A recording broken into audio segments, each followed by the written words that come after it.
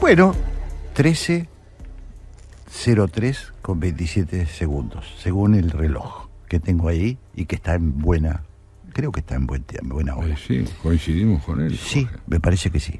Bueno, qué importante. Sí. Aquí en el Café de la República, fíjate que en este mismo instante ya nos sirven 2 cafecitos virtuales. Sí. Sí. No, me quedé pensando, qué bueno que estar de acuerdo con la hora, ¿no? Sí, por lo menos es que... ¿No? Es un poco. paso adelante. Bueno, muy bien, dejémonos de pavadas, es el día que nos pone así a Santiago y a mí, venimos un poquito divagando por la lluvia, nos gusta charlar así, dejarnos llevar por la pasión, pero ahora nosotros tenemos un programa, que es el programa que hacemos todos los domingos y que nos gusta tanto, que es conversar un poquito sobre lo que vino sucediendo con el análisis de Santiago Kovadlov, de lo que sucedió en la primera parte del programa, y luego un invitado de lujo que siempre viene de la mano de Santiago Kovadlov. Así bueno, que, Jorge, Santiago, tenés la palabra. Muchas gracias. Yo lo que quiero decirles, Mónica y Jorge, sí, es que si algo pareciera haber atravesado la audición de hoy desde el comienzo hasta ese momento, es la necesidad de poder replantearnos lo que estamos haciendo, en todos los sentidos, desde la política hasta la educación. Uh-huh. ¿Por qué lo que estamos haciendo?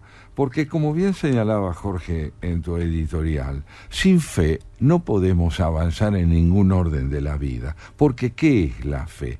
Es la disposición a contar con una convicción fundamental que nos sostenga, que nos dé inteligibilidad, que permita que nuestros pasos se orienten con algún grado mínimo de certeza. Pero si la fe no está respaldada por los hechos que la corroboren, fatalmente esa fe tiende a verse debilitada. Yendo concretamente a lo que planteabas en tu editorial, yo advertía, ¿no?, el temor que vos subrayabas varias veces como algo que acompaña a esta disposición a desear que a un gobierno como el nuestro le vaya bien, y sin embargo esa disposición a concederle credibilidad, a desear que pueda llegar a donde quiera, se ve permanentemente empañada por elementos que impiden confiar plenamente en que la orientación que están teniendo los hechos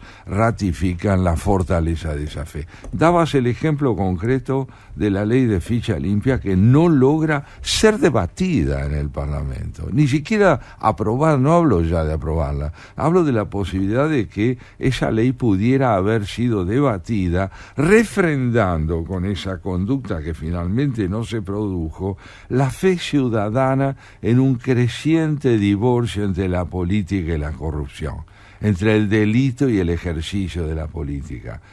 Dijiste vos muy rotundamente: la moral social necesita respaldo en una dirigencia política que hoy está pulverizada. Pulverizada significa que no alcanza a ser representativa de la expectativa fundamental de una ciudadanía. Hay una ciudadanía que quiere verse representada por quienes dicen representarla, y la conducta que sin embargo tiene lugar en el Parlamento muchas veces desmiente la consistencia y la transparencia de esa representación. Y al mismo tiempo, cuando vamos al campo explícitamente educativo, allí donde se forma a la ciudadanía, allí donde es indispensable que la educación cumpla con su tarea primordial de generar civismo, advertimos, por un lado, hechos importantes como los que señalaba Juan María Segura, es decir, que cada provincia, desde el punto de vista educativo,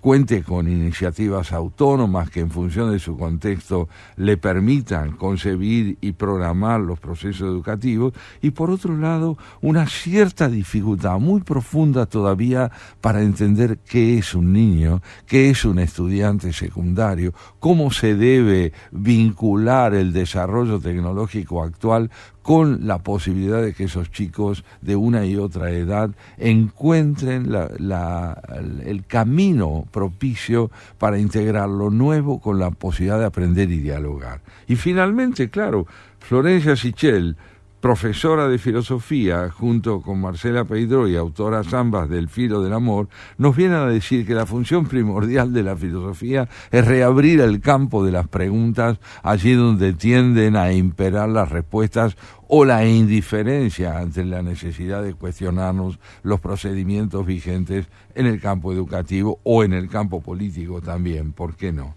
Este tránsito que va de la inquietud que planteabas en tu editorial en torno a la realidad política que vivimos, hasta las conclusiones de Florencia Sichel en torno a cómo podemos hacer para que las conductas traduzcan libertad, espíritu crítico y representatividad, me parece a mí que vuelven a mostrarnos, Jorge, de qué manera política, educación, filosofía, espíritu crítico y al mismo tiempo la desilusión que tantas veces nos invade en relación a la realidad política, tienen que verse siempre en conjunto como un escenario que configura el desafío primordial de este momento. Muy interesante como Santiago va concatenando los distintos tramos de esta primera hora del programa, porque todo tiene que ver con todo y efectivamente surgen cuestiones que nos dejan sobre todo preguntas, Yo, Santiago, una de las cosas que me preguntaba mientras elaboraba ese editorial, me preguntaba por mí mismo y me preguntaba por nosotros mismos, ¿no? Ese temor que tenemos a hablar, esa cosa de crucemos los dedos, que nos vaya bien, porque hablamos de la fe, hacemos un hincapié en la fe, que es importante en todo proyecto político, que haya confianza, fe en el sentido de confianza. Yo creo que las cosas van a salir bien porque se han tomado las medidas adecuadas para que salgan bien. Pero en la Argentina sigue boyando una sensación de que hay que cruzarse los dedos. Y eso indica fragilidad. Eso lo que indica es que hay cierta fragilidad, que todos tememos, y no tememos solamente porque las cosas, como cree la superchería, han salido mal por algún fenómeno extraño que suele cubrir a la Argentina, sino que han salido mal, y esta es nuestra opinión, creo que la compartimos, Santiago, porque las instituciones de la República no han cumplido su rol, ni lo están cumpliendo. La sesión que vos bien comentaste del día viernes, ¿no? Donde se trató donde se trató de discutir ficha limpia. A mí, al menos como espectador, lo que me dejó Santiago es la sensación de gran desorientación. Están las trampas. Todos pusimos el centro del análisis en los posibles negociados, en las negociaciones ocultas, en que en realidad le conviene al gobierno tal opositor, entonces por eso no quiere que salga. Probablemente eso sea verdad. Para eso invitamos a leer los diarios de hoy, que está en un montón de columnas interesantísimas al respecto. Pero nosotros, y a esto voy, me parece que tenemos otra preocupación, que es, esto es posible, porque se ha desvirtuado lo que es el sentido de la política. Porque nosotros estamos al margen. Porque estamos hablando de representantes que no cumplen con su función. Y porque nosotros estamos al margen, Santiago. Nosotros, ficha limpia, no salió ficha limpia, porque están especulando con quién va a ser el contrincante del oficial. Pero nosotros, ¿qué hicimos? ¿Cómo? Estamos al margen. Bueno, ahí es donde tiembla la fe, ¿no? Porque la expectativa primordial con un cambio de gobierno, que además se propone como un cambio radical de visión, sí, claro, termina en la práctica en aspectos que son fundamentales, no en todos, como vos bien señalabas, en aspectos que son fundamentales, demasiado cerca de todo aquello que quisimos dejar atrás. Claro. Entonces, cuando se produce esta aproximación entre el pasado y el presente, que ya no es antitética, sino que aparece como sinonímica, parecida, la cuestión de fondo es ¿hacia dónde vamos? ¿Vamos hacia lo que queríamos innovar o vamos hacia el lugar del cual venimos? Me temo que hay una parte, no lo puedo asegurar, me temo que hay una parte que si no se propuso a alguien hacerla, está saliendo así, que es que finalmente la desaparición de las estructuras partidarias, bueno, no quiero exagerar, esta dilución de algunos roles producto del sacudón que significó la irrupción de Milei en el escenario político, no vaya a ser que tiente a algunos en la idea de que se puede gobernar así, porque de hecho el gobierno está gobernando así, con un poquito de trenza con uno, un poquito de trenza con otro, reemplazamos los partidos políticos, reemplazamos a la ciudadanía, y finalmente, voy a ser brutal en la ecuación, finalmente, ¿para qué queremos todo eso si tenemos un líder maravilloso que cumple todos esos requisitos y nos puede representar? Creo, estoy exagerando, esto es una caricatura. Estás enfatizando un riesgo. Yo no diría que estás afirmando que esto es inequívocamente así. Estás diciendo cuál es el riesgo que se deriva del hecho de que una ciudadanía que quiere verse representada en sus expectativas, de pronto no advierta en sus representantes la conducta que le permite entender que se va en la dirección que se espera, es decir, a donde la fe propone. Totalmente. Me parece que es un riesgo grande del momento que estamos atravesando, porque los partidos están en una crisis que si no se replantean, me refiero a los partidos, el partido de gobierno está claro, que creo que es el que más definido tiene sin duda, los tantos, sin duda. Primero porque tiene un líder incuestionado, me refiero a la Libertad Avanza, estoy haciendo un análisis de Café, ¿no? Café de la República. Bueno, es el que tiene lo ordena el estar en el poder, lo ordena el liderazgo de una persona que la ejerce con mucha eficacia hasta el momento. El problema lo tienen los demás, ¿no? Que se han diluido, que han perdido... Bueno, es una crisis que nos lleva a recordar aquello que es indispensable. Para que la democracia republicana pueda existir, es indispensable que los partidos políticos tengan un perfil definido. Claro. Y hoy no vemos ese perfil definido.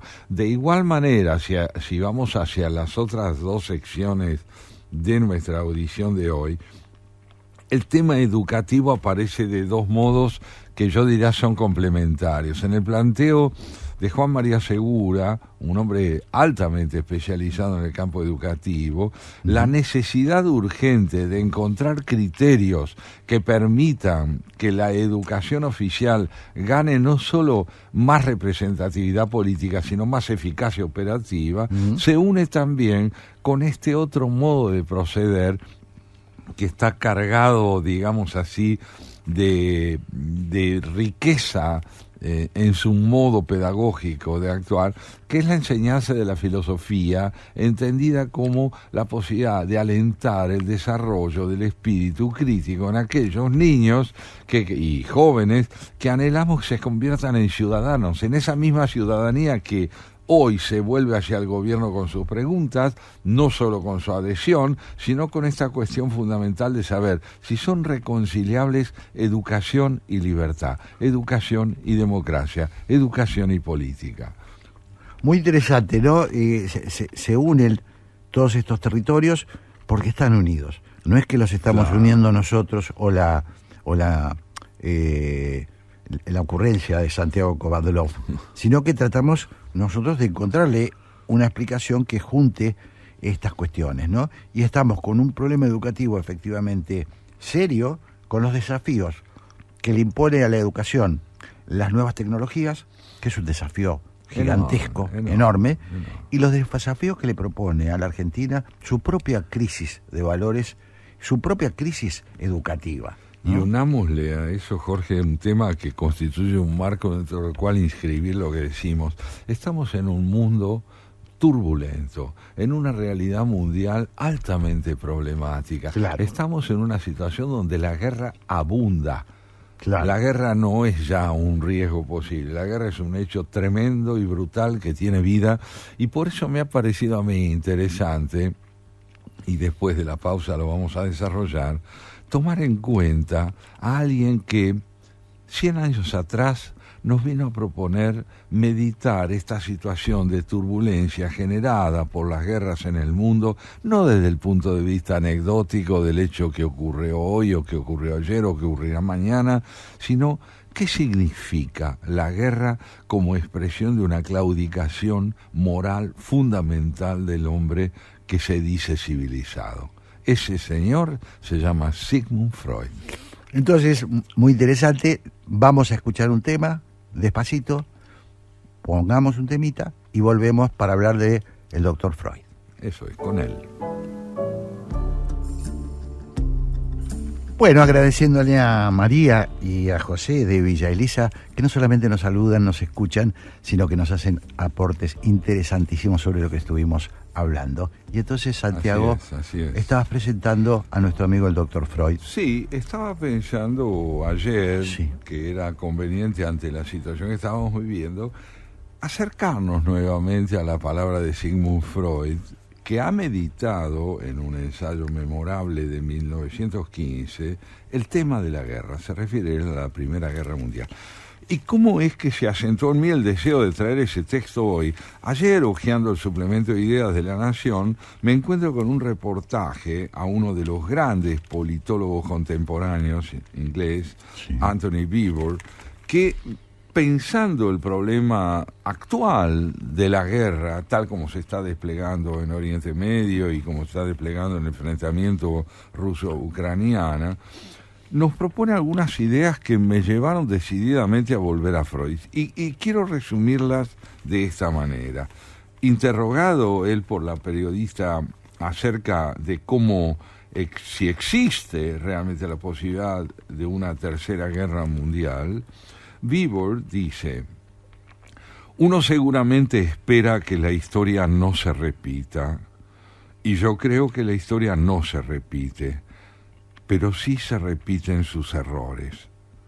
Este contexto mundial actual asusta porque precisamente hemos repetido errores del pasado.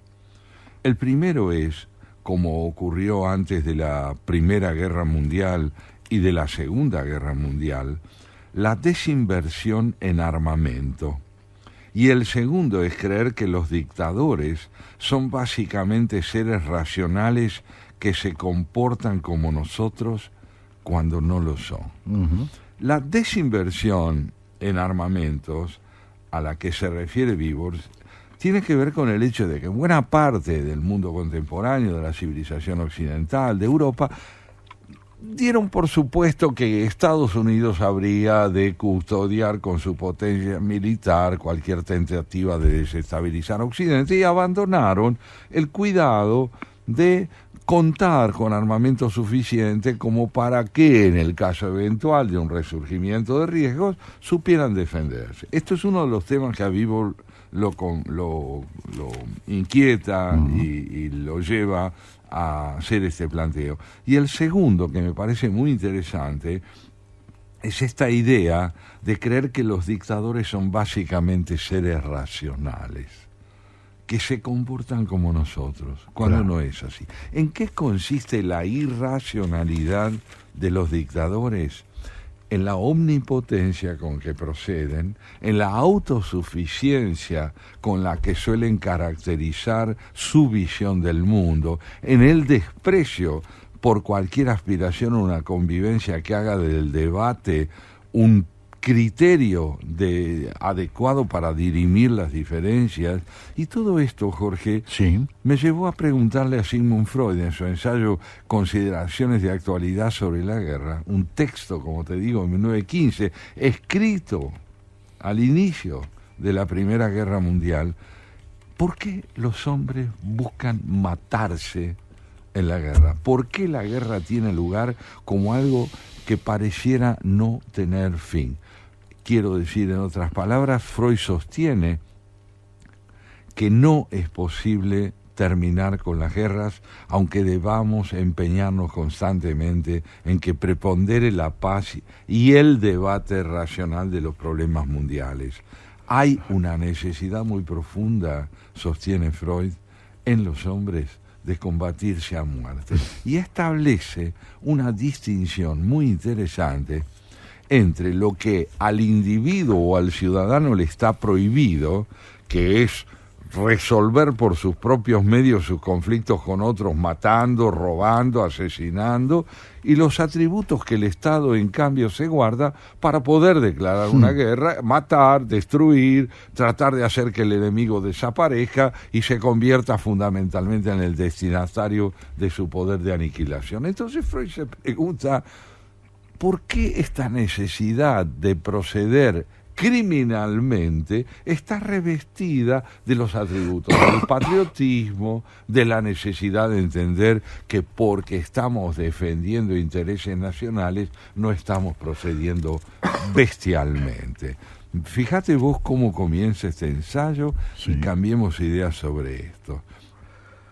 Arrastrados por el torbellino de esta época de guerra, solo unilateralmente informados, a distancia insuficiente de las grandes transformaciones que se han cumplido ya o empiezan a cumplirse, y sin atisbo alguno de futuro que se está estructurando, andamos descaminados en la significación que atribuimos a las impresiones que nos agobian y a la valoración de los juicios que formamos.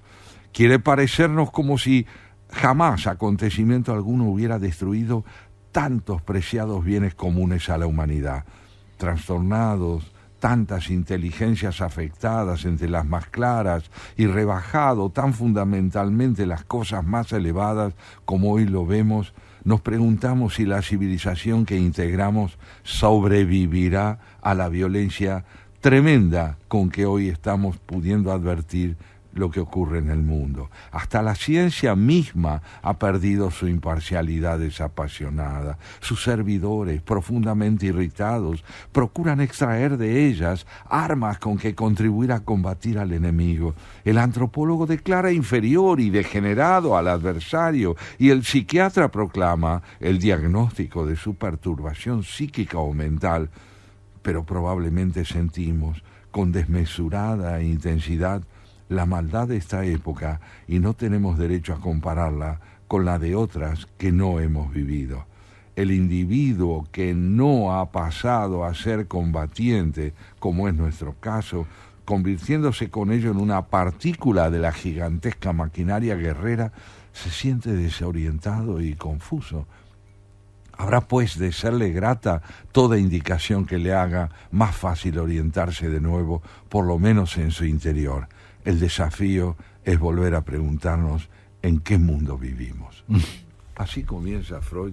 Claro, impresionante, ¿no? Aquí tenemos entonces a un hombre que se pregunta cuál es la relación entre civilización y barbarie, y por qué la guerra, más allá de las cuestiones partidarias que nos llevan a identificarnos con uno u otro de los contrincantes, por qué la guerra está convalidada como un procedimiento ante el cual la sensibilidad humana no retrocede. Claro. Y sus conclusiones, finalmente lo veremos, tienen que ver con su caracterización psicopatológica, con su idea del aporte que el psicoanálisis puede hacer para entender las satisfacciones que resultan del desarrollo de este espíritu combativo, criminal, violento, propio de la guerra. Estamos hablando de un libro de 1915, quiere decir que hacía un año que se había desatado esa terrible guerra que fue la Primera Guerra Mundial. La Primera Guerra Mundial. Él está escribiendo en un contexto dramático para Europa.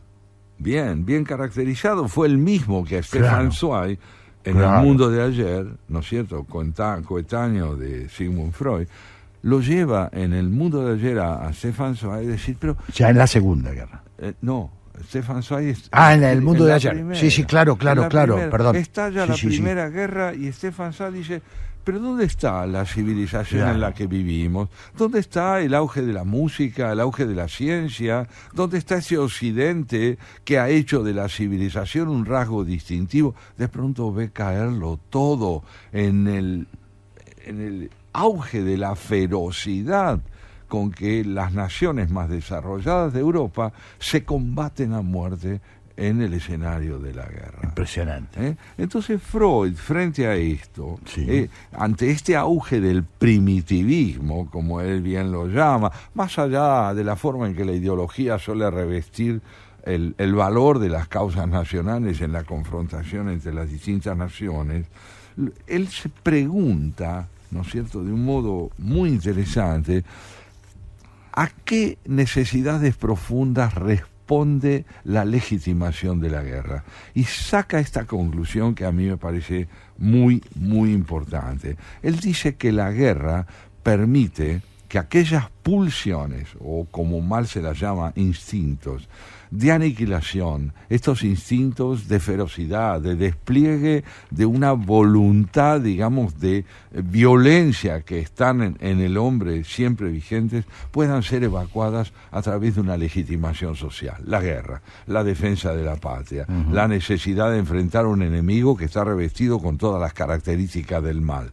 Entonces, Freud nos muestra algo muy importante, y es que, a diferencia de lo que ocurre en otros órdenes, como puede ser el orden arquitectónico o el orden de lo que podría ser la organización de una comunidad desde el punto de vista de sus etapas históricas, donde el pasado va quedando atrás, donde la manera de concebir la vivienda cambia y se transforma para dar lugar a nuevas, Freud sostiene que el hombre que alcanza la civilización no por eso deja de ser primitivo.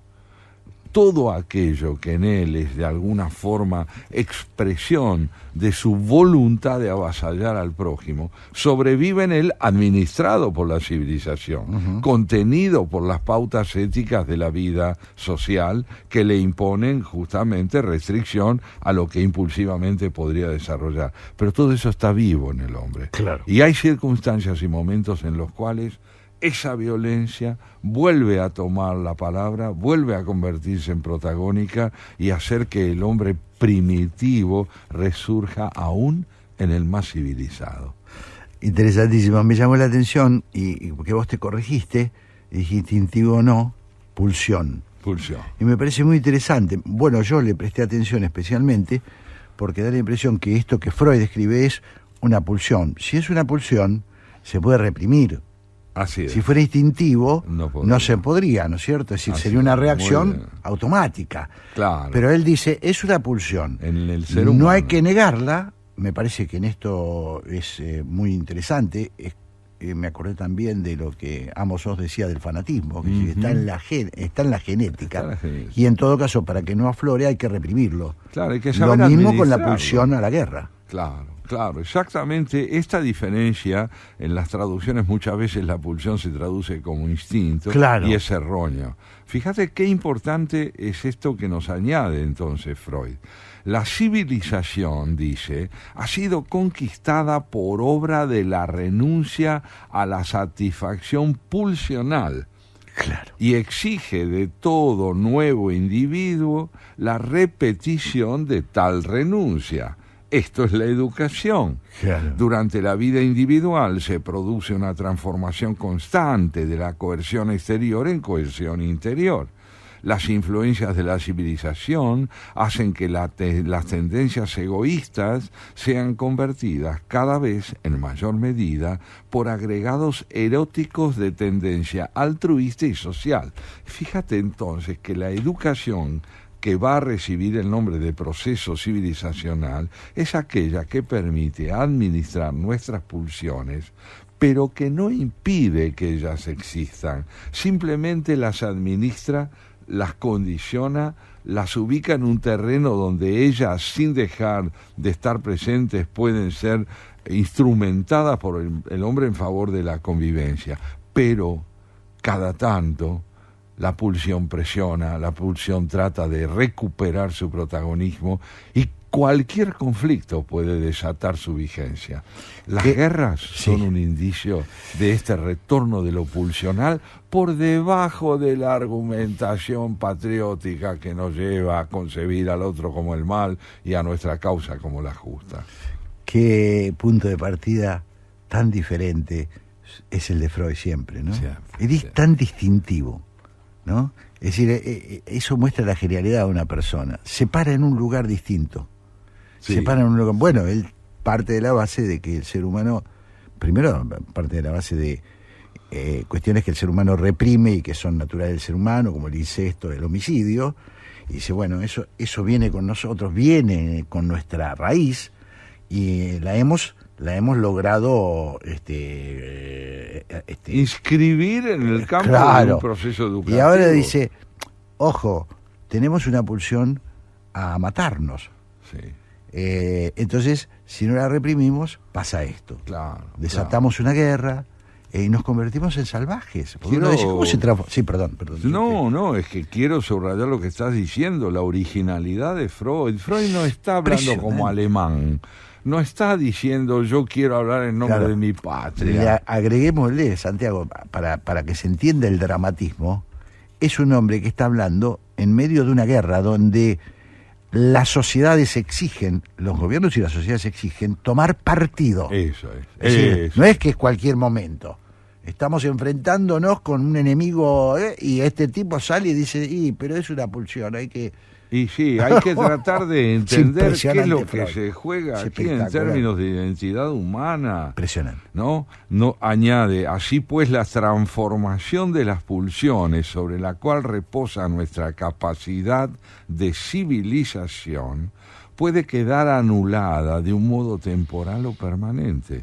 Desde luego, las influencias emanadas de la guerra cuentan entre aquellos poderes que pueden provocar una tal involución, por lo cual no nos es lícito negar a todos aquellos que hoy se conducen como seres incivilizados la capacidad de civilización, y podemos esperar que sus pulsiones volverán a ennoblecerse en tiempos más serenos. De hecho, fíjate vos que cuando una guerra termina, las mismas naciones que se han combatido van buscando mecanismos por los cuales reaprender a convivir.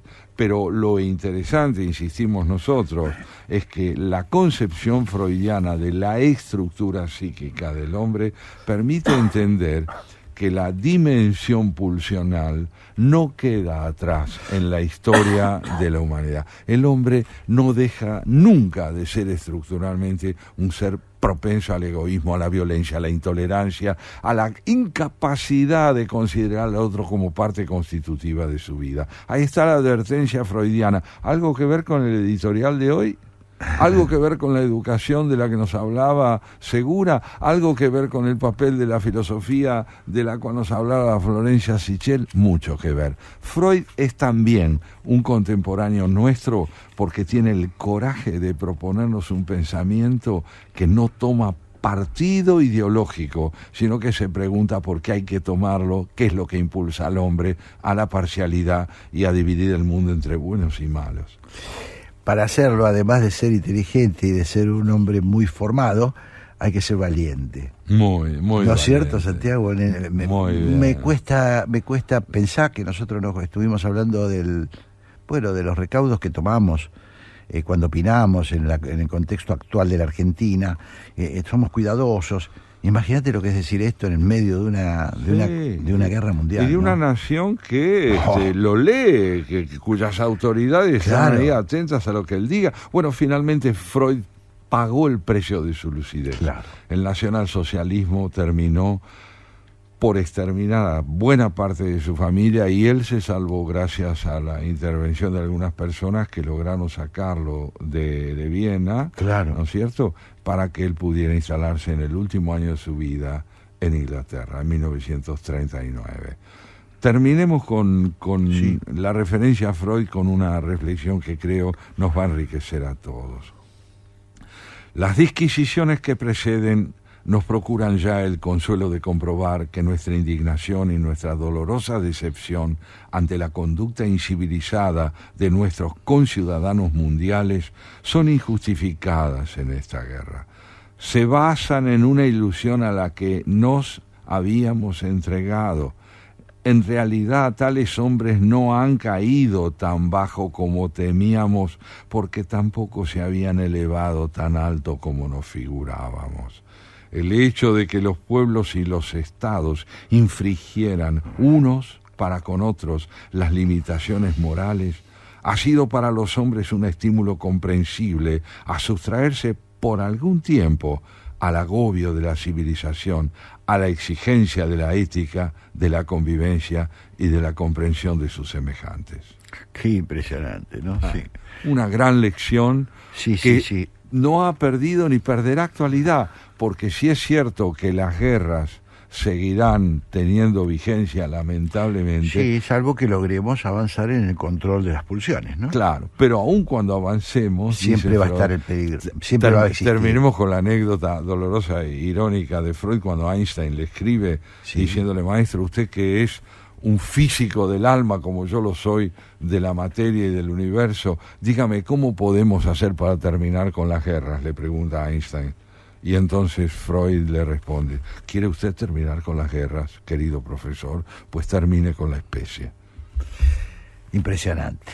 Bueno, ha sido nuestro invitado de lujo, Sigmund Freud, de la mano de Santiago Kovadlov. Ahora nosotros, si te parece, Santiago, nos vamos a escuchar un temita, y ya está en contacto con esta audición la señora Graciela Fernández Meijide, en compañía de Pablo Marmorato, que van a después continuar con ¿por qué? Otra pregunta filosófica. Eso, vamos a la tanda. Muy bien, estamos ya en contacto con Graciela Fernández Meijide. Hola Graciela, ¿cómo estás? Hola Graciela, hola Pablo. Bastante bien, bastante bien. Bueno, estás buenas tardes. ¿Cómo va, Pablito? Hola Pablo. Están a resguardo porque estaba lloviendo, no sé, nosotros acá no vemos. Wow. Mira, se aclaró un poquito, pero lo que sigue es viento. Claro. Hoy fue de tormenta. Sí, fuerte, una tormenta fuerte. Bueno, nosotros hablando de tormenta estuvimos un poquito conversando, bueno, tratando de sacarle un poquito tratando de llegar a alguna conclusión de por qué se generó lo que se generó el día jueves. Graciela, a ver si coincidimos en el debate sobre ficha limpia, que más allá del fracaso, que ya ha sido analizado por los diarios, que hay en ese sentido mucho escrito, nos parecía que estaba traduciendo también un estado muy complejo de la democracia argentina por la prácticamente desaparición de los partidos políticos, que ha quedado reducida la representación en el Parlamento a personas que no se sabe muy bien a qué ideas responden, a qué lealtades responden, y que por lo tanto lo que se considera un fracaso es que no se haya podido hacer una buena trenza, que las trenzas son legítimas, como dijo alguna vez alguien, pero en este caso no responden a conceptos ideológicos, sino casi a conveniencias de momento. Bueno, una sensación, noté, a ver si vos también lo notaste, mucha frustración en algunos diputados, sensación de angustia en algunos diputados. Sí, yo notaría ahí la diputada Los Penatos. Claro. Que jugó un papel muy, muy interesante hace rato. Sí, claro. Hace rato que ella viene creciendo mucho en política. Y realmente en un momento yo tuve la impresión de que ella creía, les quería creer, eso también puede ser, pero creía que los que le habían prometido que iban a bajar al recinto, porque el tema es ese, si se está en el recinto o no se está, si se da quórum o no se da quórum, por eso se hacen las leyes o fracasan. Uh-huh. Y ella estaba convencida, leí varios comentarios de ella y después comentarios de políticos con los cuales seguramente, de periodistas con los que seguramente Los Penatos habló, Claro. Y contó todo, desembuchó, porque había tristeza, amargura, sorpresa, había un poco de todo. Claro. Y Graciela, el efecto social que tiene un hecho como este es devastador, me parece a mí, o por lo menos es de una gravedad muy, muy grande, porque implica que quienes somos ciudadanía y queremos vernos representados por aquellos que tienen la investidura como para hacerlo, no proceden en función de la expectativa social en un hecho tan relevante y tan trascendente como puede ser el de la ficha limpia, sino que echan el cuerpo a un lado, le dan la espalda a una medida como esta y nos dejan a solas con una expectativa social que viene de lejos, ¿verdad? Y eso, yo voy a separar de lo que vos decís lo que es la sociedad en su conjunto y aquellas personas que fueron elegidas para representar a esa sociedad, ¿no? En todas sus partes. Pensá que cuando vos asumís, te ponen por delante aquello que vos hayas elegido. Normalmente es la Biblia, ¿no? Sí. Y entonces la mayoría o buena parte de los que juran por la patria, por la Biblia. Hay varios fórmulas. Hay varias fórmulas. La más simple, la que yo siempre usé y vi que usaban Jesús Rodríguez y otros, es por la patria. Y entonces se termina diciendo, y si no cumpliera, que la patria me lo demandara. Claro. O la Biblia, o... Sí, o Dios y la patria, sí. Porque en vos hayas jurado. Ahora, ¿cómo les demandás? Y les demandas por voto ahora. Tremendo. Sí. Bueno, me parece, no sé, Graciela, no tenemos mucho tiempo, pero yo lo que sentí es que hay una crisis en la representación política que produjo el fenómeno Milei, o que hizo irrumpir el fenómeno Milei, lo agravó. Me parece que no vivíamos de esta manera tan acuciante desde el 2001, de alguna manera, del posmo 2001, ¿no? De esa reconfiguración que se hizo después del 2001. Me parece que estamos ante un momento, no quiero hacer comparaciones odiosas, me refiero a que la desorientación que hay en los partidos. Sí, total. Desorientación, nadie sabe muy bien a qué atenerse. El gobierno parece no muy interesado, por un lado, tampoco en constituir un partido político, sino más bien en seguir, porque le fue más o menos bien con esta... No, porque el partido político lo necesita y lo va a necesitar. Claro. Sí, hay interés en constituirlo, sin embargo, cuando uno analiza las conductas, por ejemplo, de Karina Milei al frente de un proyecto de armado.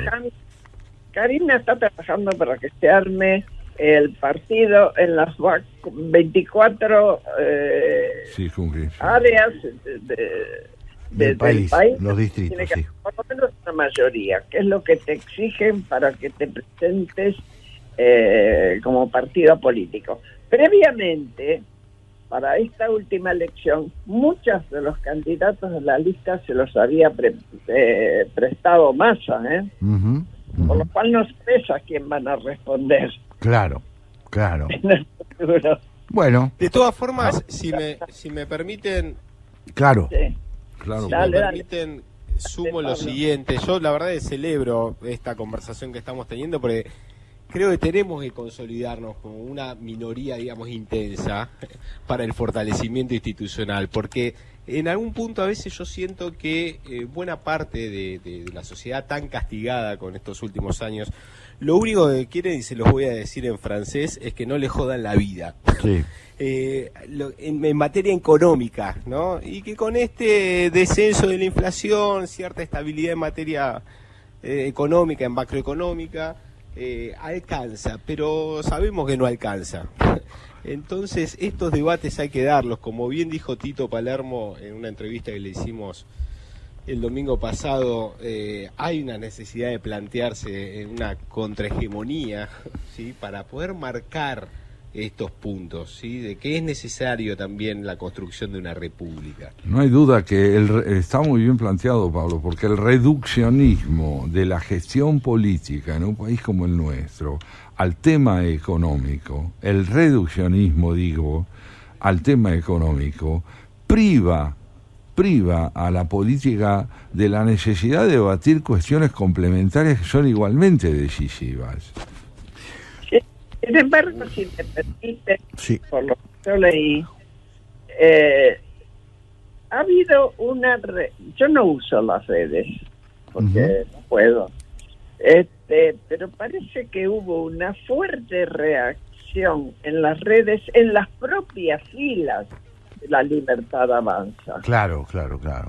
Claro. Es decir, que hubo una parte de la sociedad. Y si ustedes se fijan y me dirán después, vaya a saber qué interés se defiende, yo no lo sé, Claro. pero es legítimo que lo tengan.